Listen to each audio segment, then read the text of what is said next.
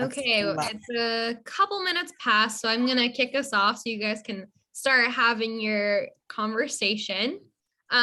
Just real quick, I am going to introduce myself. My name is Courtney. I am the social media and events coordinator at Grassroots Bookstore in Corvallis, Oregon.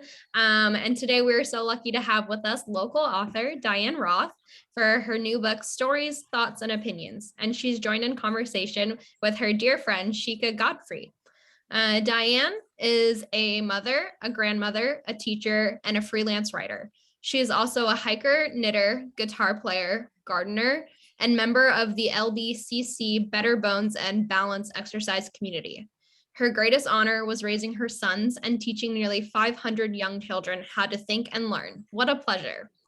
Shikha Gottfried is a newly minted empty nester who is excited to reclaim more time for old interests and explore new ways of being in this world. Her goal is to play more tennis, grow more flowers, and cultivate curiosity in service to herself, her family, and her community. Okay, thank you everyone for joining us. So the way that this event is going to work is that Dianne and Shikha are going to have a conversation for the majority of the event, and then we're going to leave the last 10-15 minutes open for an audience Q&A. So please feel free at any point during their conversation to put any questions you have in the Q&A chat box down at the bottom, not the regular chat, but the Q&A one, and we'll use that to run the Q&A at the end. And then also shortly, I will be putting the link to buy Stories, Thoughts, and Opinions into the regular chat. And we highly encourage you to buy Dianne's book from our bookstore, Grassroots Bookstore. Not only will you be supporting Dianne as an amazing author, but you'll also be supporting Grassroots as a small indie bookstore that's able to bring events like this to you. And what's really awesome is since Dianne is local, you can buy her book on our website. You can put in an order on our website. And in the instructions field, you can ask for a personalization, and then Dianne can come in and stop in and sign your book specifically for you before we send it out. Okay, and with all of that, I'm going to let Dianne and Shikha take it away. Okay, great. Thank you, Courtney. Great, thanks, Courtney. Oh. Well, I'd like to start off by just welcoming everyone to our virtual event. And I love to say this, to share an evening with the author, Dianne Roth. So, yay, I've known Dianne for several years, having met her through the Unitarian Universalist Fellowship of Corvallis, where, among other things, she is known for writing postcards to a past president, calling out social injustices, and also known for her famous toffee that she makes and sells every winter season and donates all of the proceeds to the fellowship to do work in this community and beyond. Now, I've read Dianne's writing sporadically when I caught an article printed in the local newspaper here and there. And although sadly that institution has fallen by the wayside, I was thrilled to hear that Dianne had pulled her writings together in one place in this book. So I hope that tonight, each of you will be inspired by her stories to consider where your life has taken you and what experiences of hers resonate for you personally. I find that sharing these stories is a beautiful gateway to getting to know and understand each other a little more deeply. So Dianne, first of all, thank you for sharing that part of yourself with all of us. Thank you. Thank you very much. So I'd like to start things off by talking about favorites. Dianne, you asked me to pick a favorite piece. But before I tell you which one I picked, I'd like to hear if you have a favorite from all of these. And yeah, and I'm curious to know if that favorite has changed for you over time. I don't know that I actually have a favorite.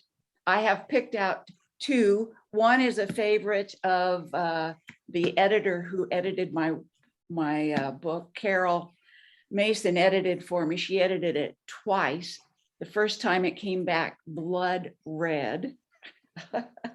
She's a very good editor. Nice. And the second time, she left me a note saying which one was her favorite. And I don't know, do you want me to, and then I have a favorite too. Boy, okay. Well, let's, Yeah, why don't you choose? And I thought, as we talk about these, I don't know how many people on this, in the Zoom call have read any of the pieces. I thought that might be a nice introduction. If you've got a favorite, you could, if you'd like to read some from it or some snippets, or we can just talk about them and whet people's appetites. Okay, well, I'll read the first one. It is called First Impressions, and it's a story about taking my granddaughter to the playground. Excellent. And it's titled, Are You Seeing What You Think You Are Seeing? A few weeks ago in Colorado Springs, I took my youngest grandchild to the park to play. As we approached the playground, I saw an old, chubby, long white-haired, scraggly bearded, scruffy man climbing on the kids' play structure. I was concerned about exposing my 2-year-old granddaughter to such an unsavory character.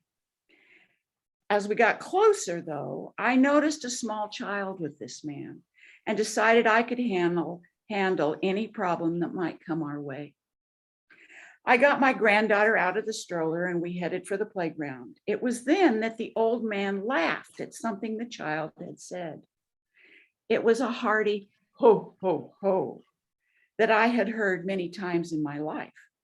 It was warmly jovial and instantly familiar. My preconceived notion began to melt away. Close up, he had a friendly smile, warm eyes, and a gentle manner. And not wanting to give his identity away, I quietly asked this gentleman in sneakers, shorts, and a t-shirt if he ever dressed up for Christmas. His smile was affirmation enough. The real fun came when I asked my granddaughter if she knew who he was, and she didn't even hesitate. It's Santa, she said matter-of-factly. I let out a hearty laugh of my own. She knew what she was seeing. We had a grand time playing together. We talked a bit about who we are and where we come from. We talked about living close to grandchildren and being far away.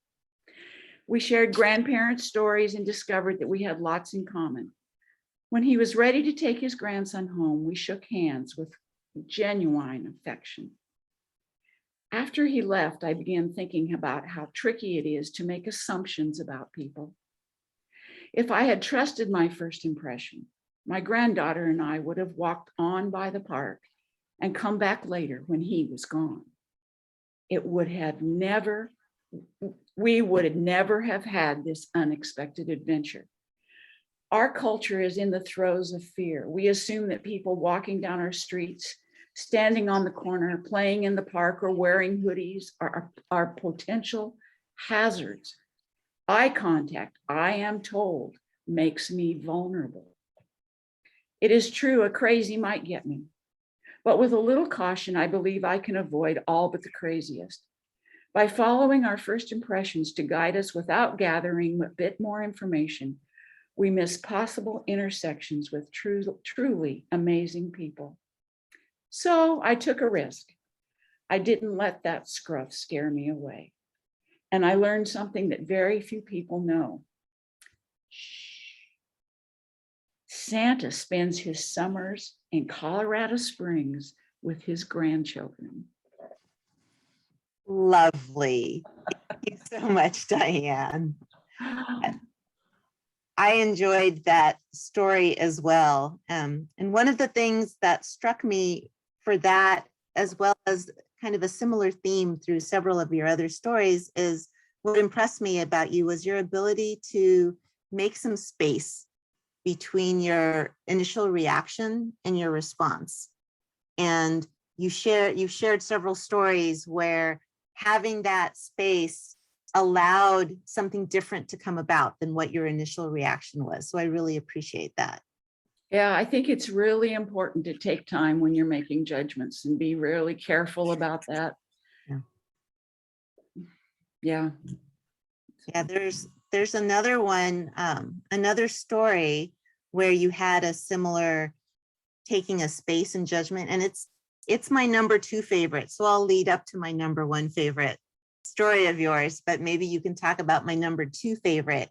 It's called Morning Kiss. Oh, yes. Turn a precious morning into a great day. For those of you who have the books, it's page 13. And I wanted to share that the story touched me for 2 reasons. One, we had that exact same experience with our daughters. And when our oldest was at Montessori, we had a special sign to send her off to kind of help with that transition. So that story of yours brought back really lovely memories for me.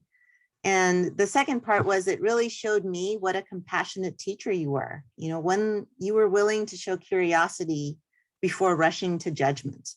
And I'm curious, do you find that you're naturally inclined to do that, or is this something you've cultivated over the years? The natural curiosity, or that skill you have of recognizing there's something and you're reacting in some way, but just waiting to see what will unfold. I don't know. I think that working with children cultivates that, because you never know what you're getting.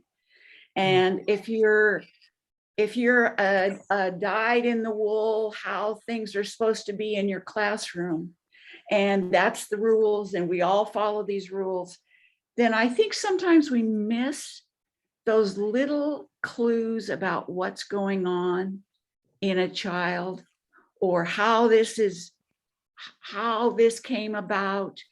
I think I was a first and second together. So I had children for 2 years instead of for just 1 year. I had them for 2 years. And then I only had about 12 new children each year.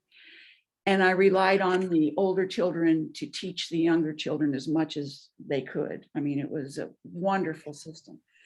But if we're just talking about curriculum all of the time, we lose the opportunity to have these moments of connection and truth, and we learn something from those.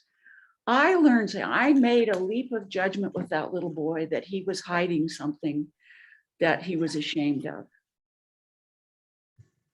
And when I asked him about it, he told me he was holding on to the kiss from his dad. So, yeah, that's so sweet. Yeah.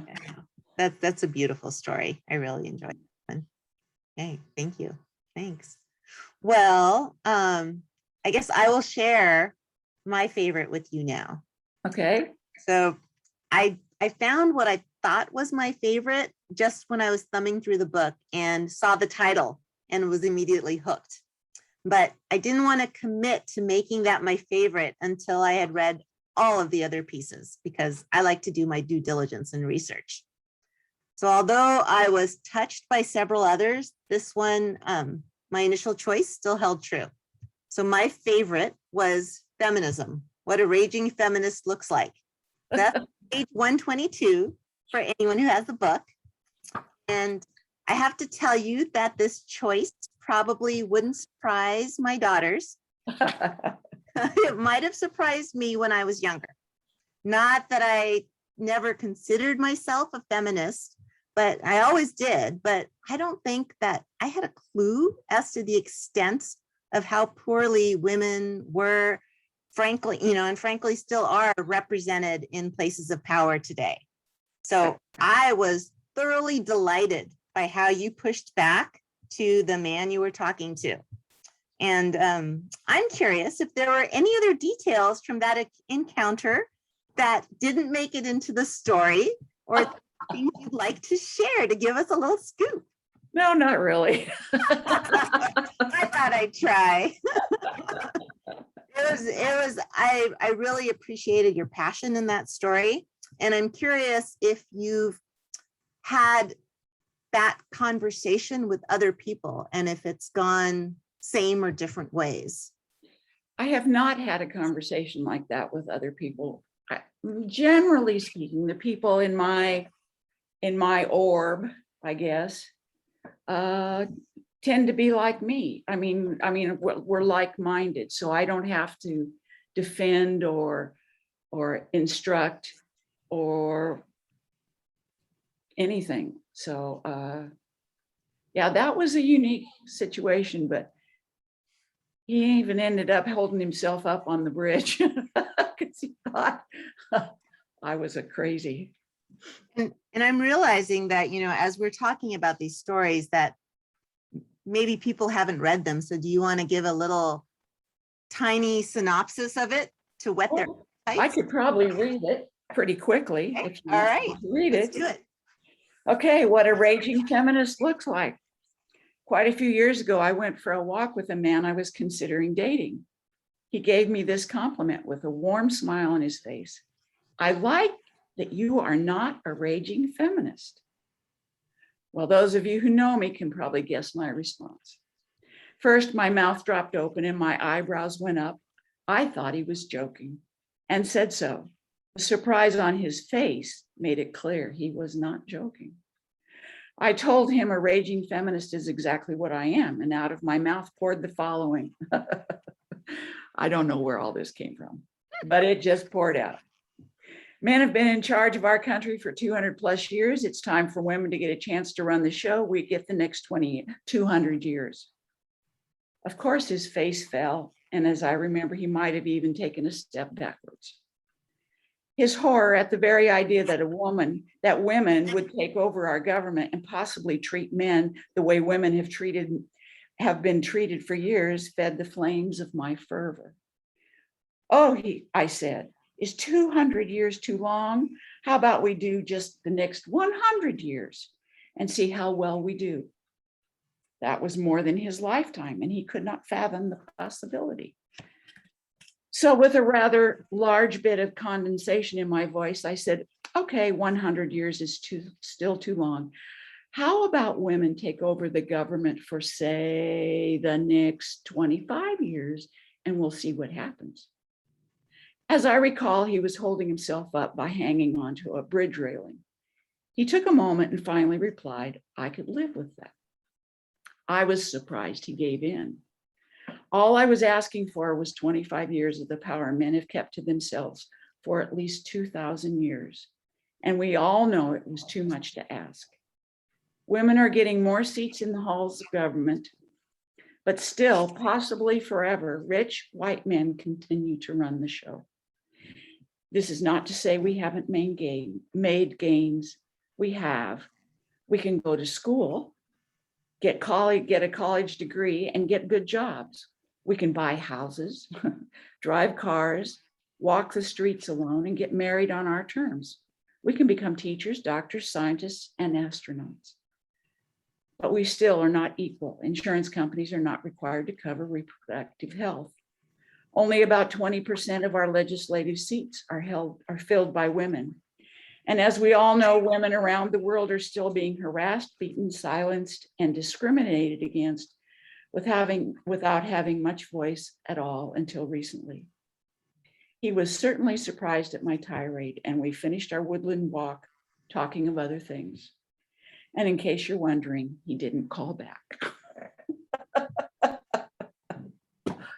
Thank you.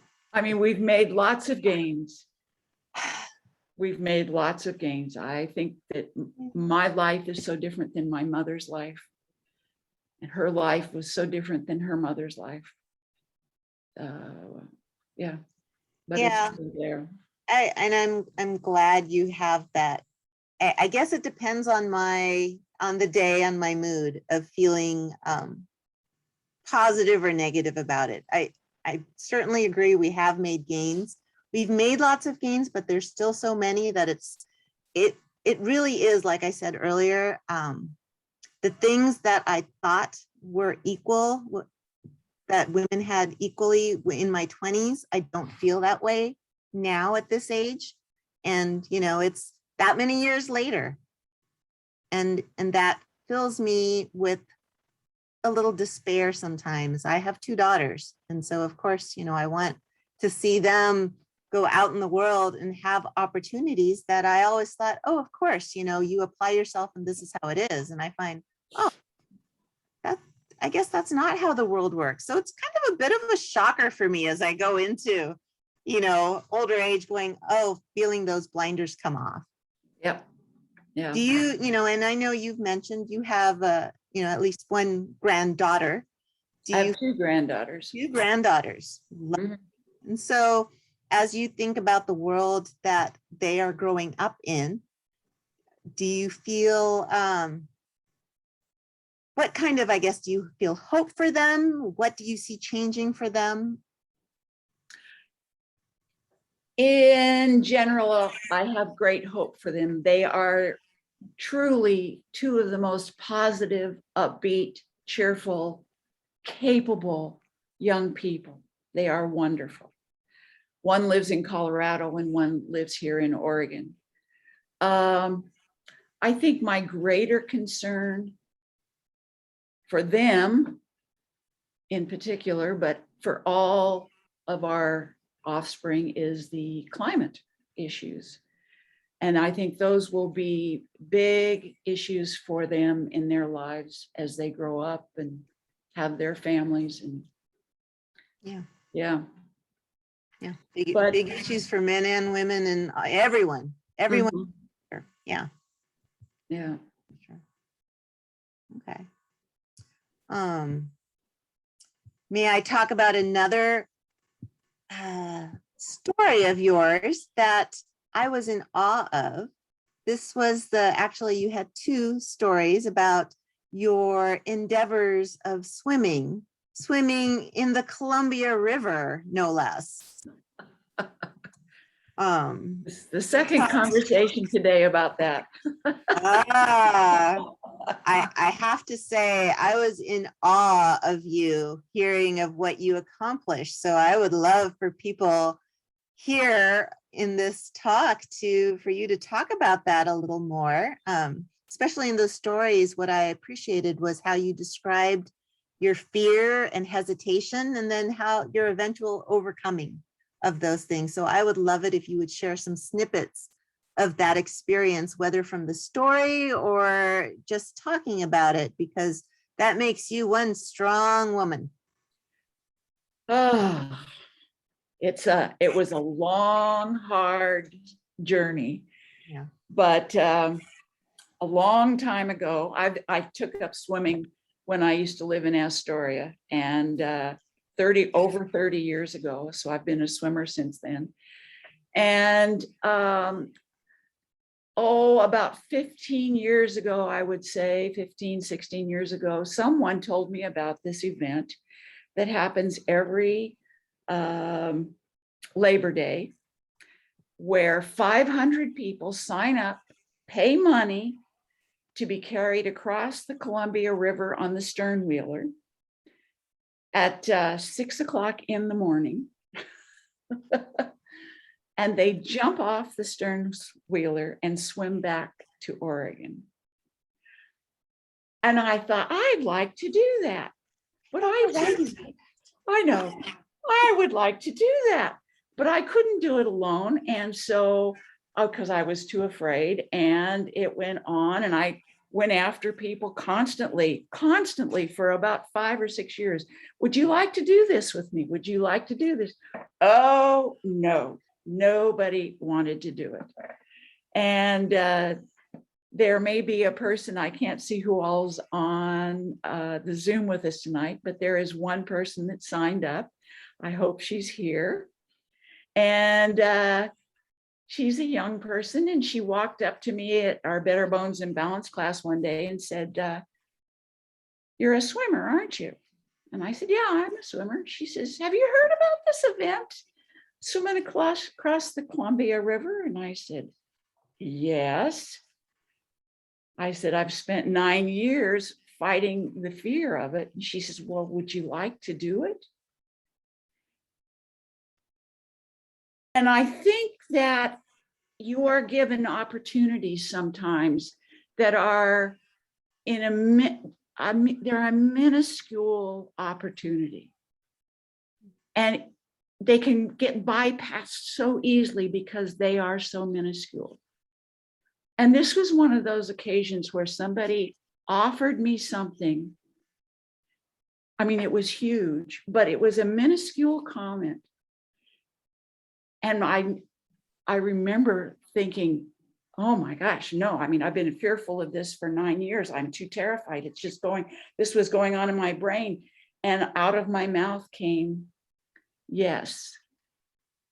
And it's probably the proudest thing I can say about myself is that I said yes at a time that I wanted to do something when I was absolutely terrified. And Jen is posting to the Yes, she's here. Lovely. It's lovely. I was going to tell you. And we both paled at that moment. And that was in February, and we had to wait until September to do it. And we swam like idiots. And to this day, when I do my mile swim, I swim across the Columbia River every Tuesday and Thursday in my mind.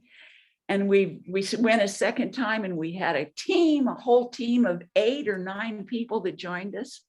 They were terrified. We got them in the water and we got them across the river, man.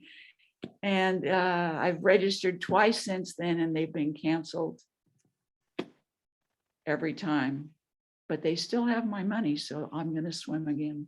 Wow. So yeah, still got plans for at least one more, huh? Well, my plans are, they always announce the oldest person on the boat as we're going across. Yeah. And they do it by gender.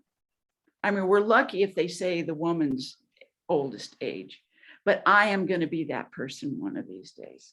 That's my goal in life. That's a beautiful, beautiful goal. and I guess we can put out there now that anybody here who is even halfway thinking about it, you can join Dianne. I'm sure she'd be happy to have us. It's a party, man. Okay. I do have to warn you, though, you have to jump off of the sternwheeler to get into the river. You don't get to just wade in.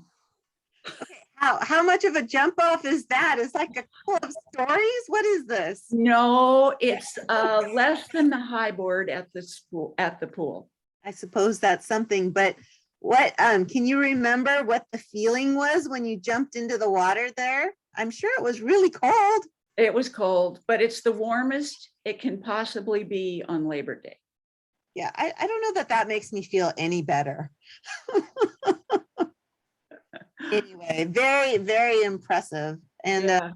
I also recall there was another story you had where you talked about what you learned from your mother, and you talked about swimming. And I like the way you've got kind of some little themes that show up from between different stories that sort of tie things together. Yeah. Appreciated that. Yeah. It's beautiful. She wanted me to be a 50s housewife, and was always quite disappointed that didn't turn out so good. You were having none of that, huh? No, I'm a bit of an adventurer. Excellent. Excellent. Well, here we are having a conversation about your book, and you've got a couple of stories about your journey in becoming a writer. And there's one called Pathway to Becoming a Writer, Part 1. And I have to say that story made me smile. And I hope that it gives anyone out there who might have a glimmer about wanting to share their story a ray of hope, in seeing you as a role model for that. Especially, I recall I'll have to pull it up. It's on page 142, if anybody else has the book.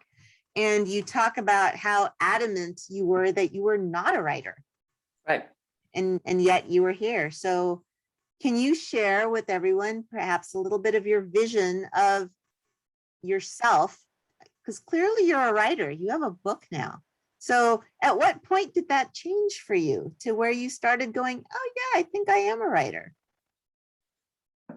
Well, my aversion to writing started in middle school and continued through high school, when all I got back was blood red papers. And we were having to practice, what was it when you break up a sentence and diagram it. We had to diagram sentences, and it never made sense to me. It never did make sense to me. And then in high school, in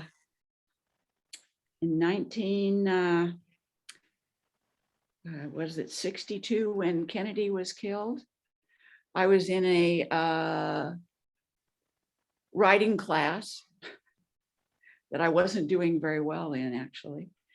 And he assigned us a paper to write about the assassination of John F. Kennedy. And it made me so angry. It made me so angry. I just ranted and raved through that paper. And he would always hand out papers. How was he? He would do it by grade, so that the A+ got their papers first, and then the D's got their papers last, you know. So everybody knew who everybody was in that class. It was, I mean, it was deadly. He handed me my paper and told me I needed to read it to the class. And I had gotten the highest grade on that paper. That even angered me and made me not ever want to write. But then when I graduated from college, and then I came to Corvallis, and I went to OSU to get my master's degree.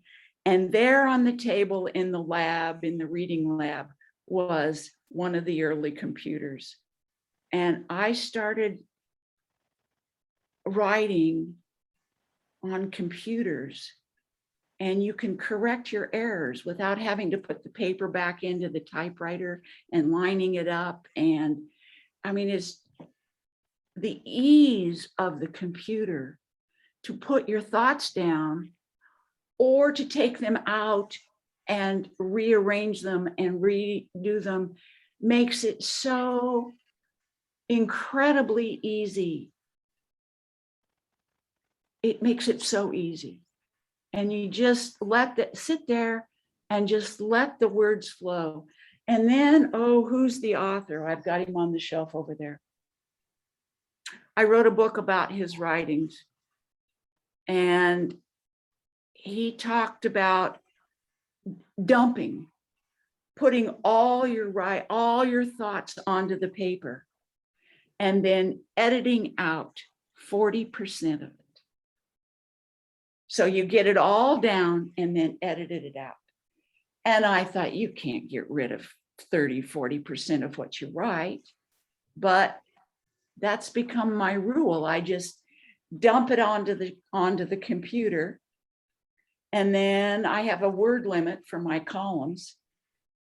And I don't like people putting limits on me. The limit is 500 from the newspaper. So I make my limit be 450, which I can break easily, and if I want to, if I need to. And I don't know. The computer, I think, is the big thing that allowed me to get on paper as fast as my brain would work. And then the idea of editing and getting rid of, I mean, it's almost a celebration when I'm sitting there writing a column for the newspaper. Okay, it's time to edit. I got to get rid of it. It's too many words. So, okay, yeah, there's a word. Yeah, I don't need that word.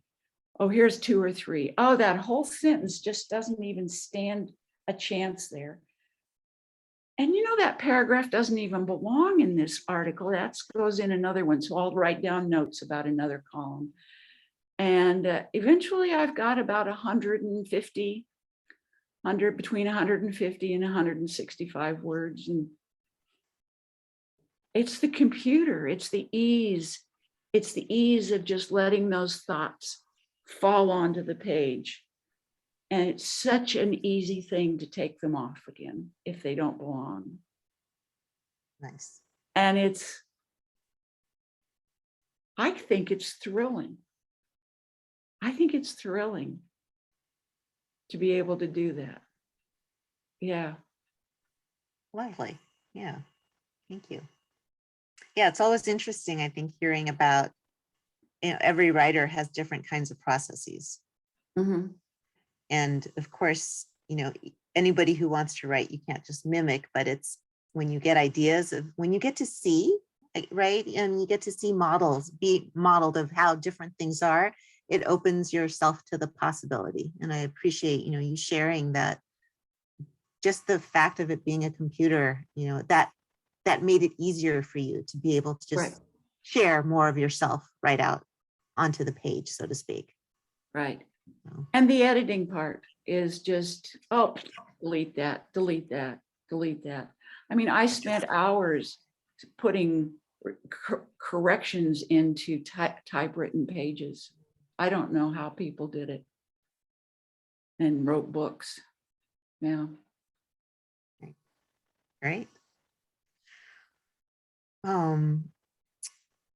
I wanted to talk about some of the life lessons you share in various stories that I appreciated. And actually, before I do that, I want to just put out a quick reminder to people that the Q&A is open, and in just about a little over 5 minutes, we'll open up for some questions. So anybody in the audience, if you have burning questions for Dianne, now is the time to put them in there, and we will go ahead and ask her those questions. So thanks for that. So getting back to practical life lessons, I appreciated your life lessons on things like how to wash your hands and conserve water. Yes. Curious, it was very practical story there, but do you think most adults actually know how to do this, or do you think they've forgotten or don't care? I think people have become habituated to a roaring faucet. We have no idea that maybe our water supply might be limited. My father taught me how to wash hands with a trickle of water when we were out camping, because we had to take care of our water when we were out there. And we had to have enough we went camping every weekend all summer long. And he taught us how to wash our hands with something like a quarter of a cup of water, and they would be absolutely clean. And so he taught me that. And I have written about that actually twice. And I got an email, a reply from a reader who told me how absolutely that was not, she did not believe that was a good way to wash your hands. And she carried on. And then she said, but I decided I can't make judgments without trying something. And so she turned the water on to a little trickle that only goes about 2 inches and before it breaks. And she washed her hands the way I suggested. And she told me that she'll wash her hands that way for the rest of her life. Look at So she had a dead end belief in one way of doing things, that it would only work this way. And then she tried it and found that it works. Yeah. Look at that. Change something with it. Yeah. That's amazing. We have our water is very precious. Yes. And very coming to a breaking point, really, in being available for everyone on the planet. Right. I mean, there's the tension between, as we have more people, we're using more resources, and then with the climate change and some of those resources, we're getting less of those resources. So things are coming to a head. You're right. And we're so lucky. We have a faucet that just flows water out of it. And most of it is perfectly clean water that goes right back into the sewer system and has to be, cleaned again. Right. Right. Yeah. Well, I was curious that with that question, that even though I think, from the date of that, when you wrote that story about how to wash your hands, since then, we're all much more aware of our environmental impact. But even with that, I wonder if you think about or wonder if there are any other practical lessons that are important to you now. So you talk about hand washing. Are there other things that you'd care to share, put a spotlight on, of things that we should all be really considering and doing differently?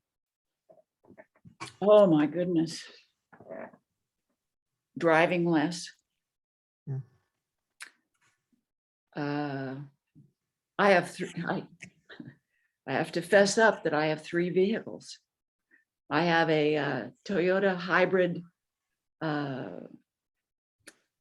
hybrid that I can plug in and get some electricity on. And I have 2 pickup trucks. One was my mom and dad's old 1991 Toyota pickup with a camper that I use when I go camping. And I have what I like to call it's my dump truck that I contribute to friends when they need dirt delivered. Ooh, And, wait a second. That's good to know. That's good to know. That. Yeah. Yeah, I make dirt runs for people. But yes, we have to find other ways to do things. We have to find other ways to heat our houses. We have to find other ways to, reduce our water usage. We need to just be so cognizant of every morsel that we buy, that we don't let it just go to rot in the refrigerator and throw it away. And the animals that are corporate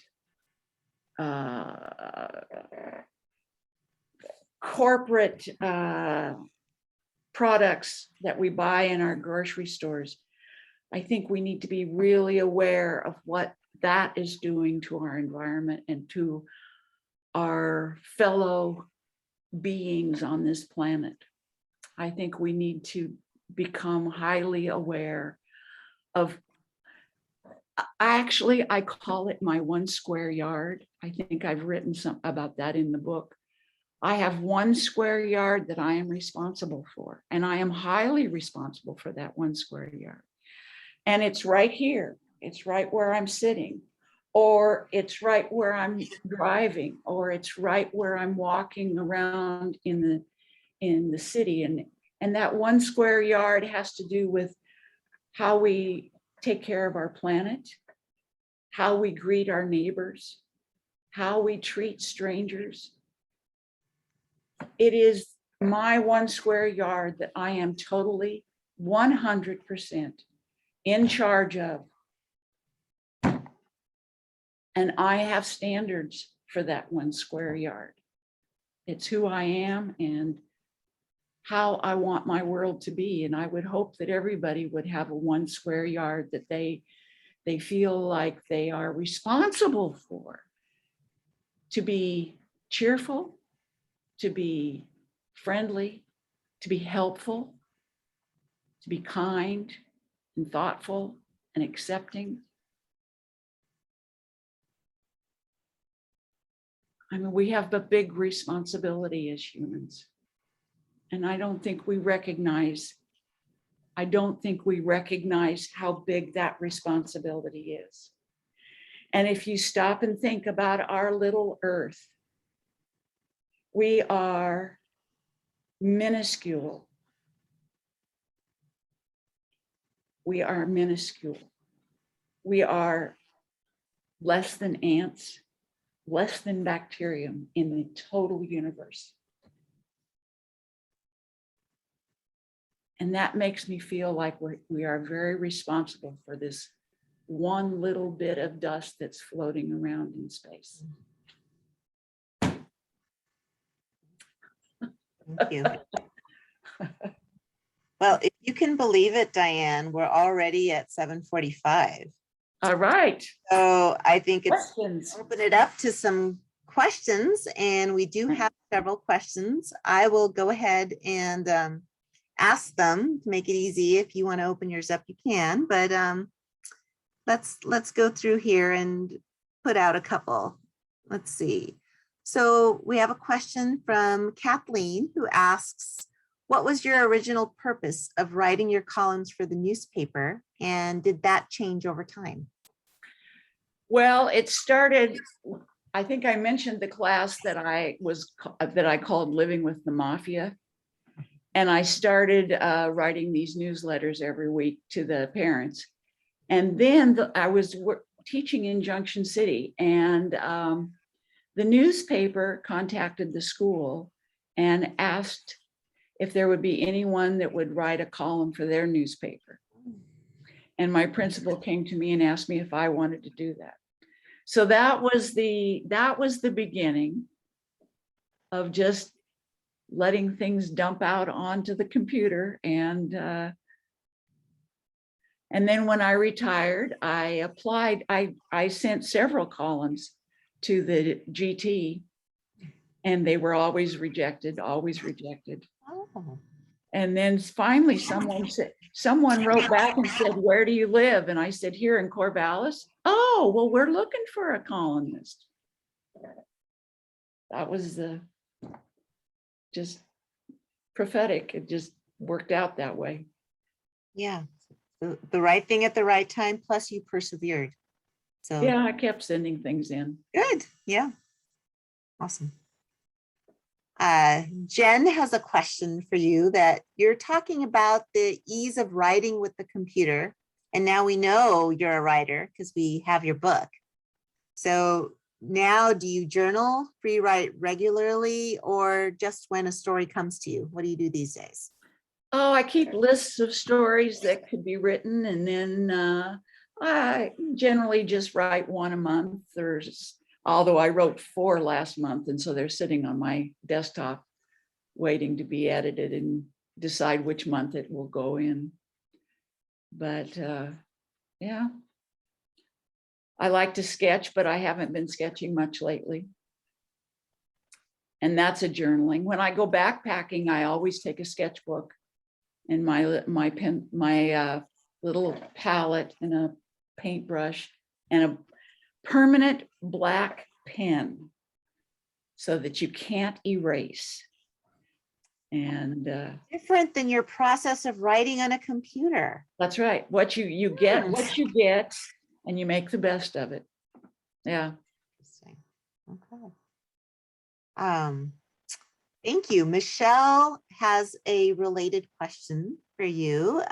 She asks, did you always want to write a book? And what motivated you to put your writings into a book? Oh, I think over the years, I kind of thought about that as maybe something I would do someday. But the COVID quarantine kind of kicked me in my backside, and I had nothing to do, really. I mean, we were all just kind of shut in our houses. So I started formatting it. And when I got to a certain point, I actually took my a few pages down to Skip at ProPrint, which is down on across the street from the public library here in Corvallis. And I went in and Skip, I think I chose ProPrint because I figured he knew what he was doing. And it took 10 months from the time I walked into his office until we printed the first copies. He was very demanding about how the formatting was to be, how everything was supposed to be put together, the margins, everything. And I had to learn how to do everything so it was automatic. I mean, you use the computer to do the programming once you get started, but I had to do a very steep curve of learning on how to do that. And he would still send me home with more things to do. And I am in such great appreciation of that man that, yeah. That's lovely. Yeah. Well, now that you learned all these things, do you have any plans for another book? I kind of do. All those newsletters I wrote for my parents of my students about parenting and about schooling, what's important in school, and I think that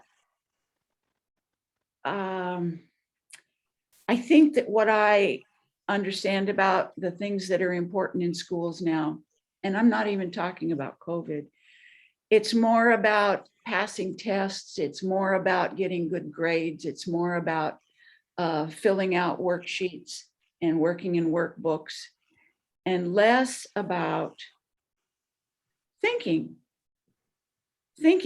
having children figure things out themselves. And I would like to pass that philosophy along so that we figure out how we help first and second graders through, probably through middle school, how to think for themselves, how to solve a problem that they have no clue how to solve, and solve it in public, and take the risk of saying, well, I think that maybe you could do it this way. And then another child might say, well, I'm not sure that would work, but I think the way I see it, it would be this way.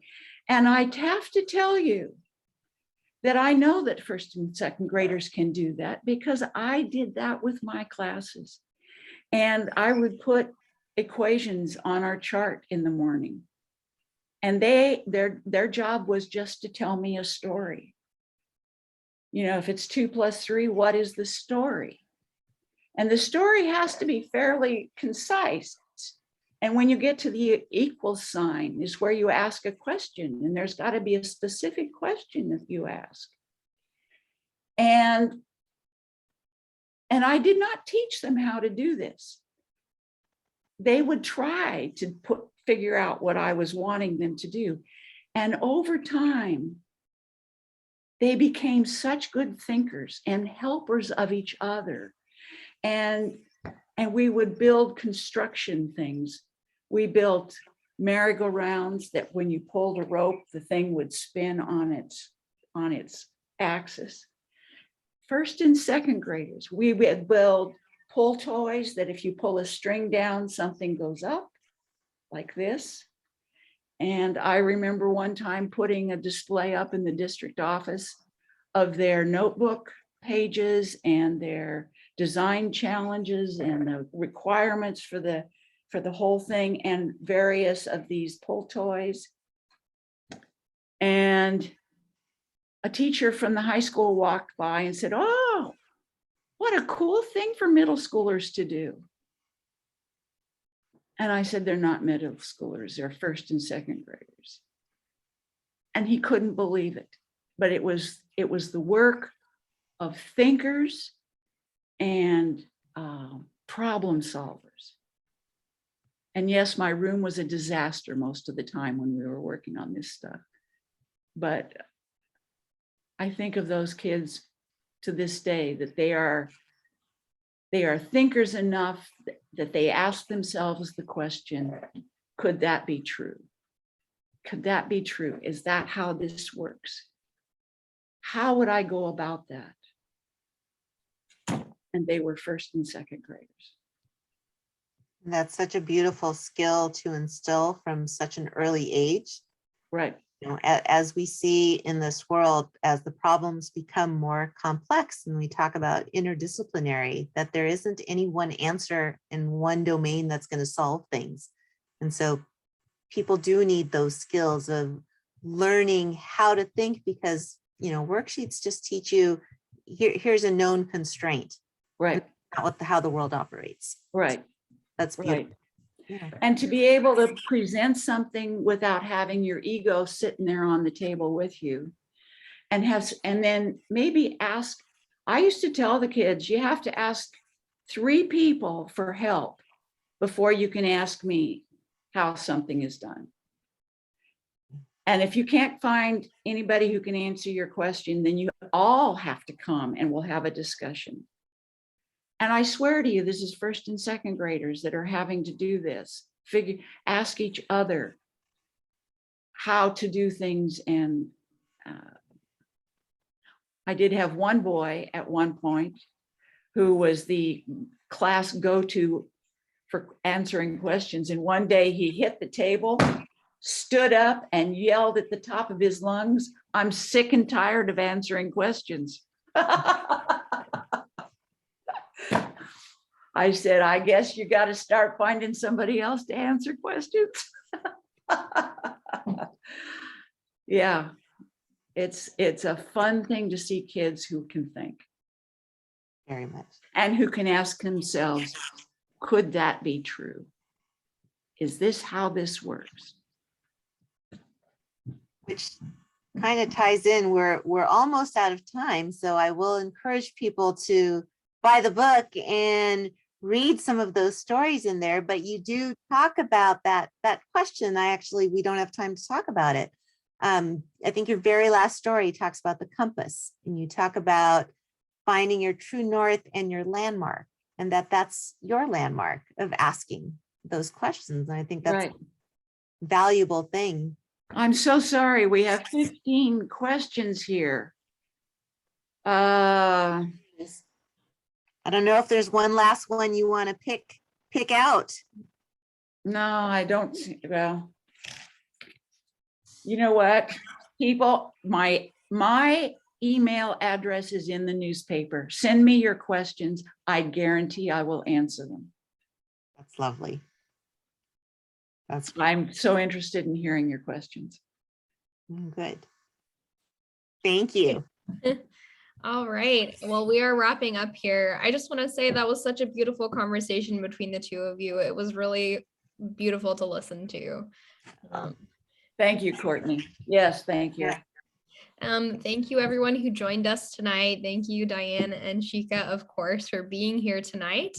Again, I just want to give you a quick reminder to those still watching with us that you can buy Dianne's book from our store, Grassroots. You can either stop in the store and grab it there, or you can place an order online. And in the instructions field, you can ask for a personalization with your name or whatever you want from Dianne, and she will stop in and sign it, and we will get that out to you after she does. And on that note, everyone have a great night. Thank you, everyone.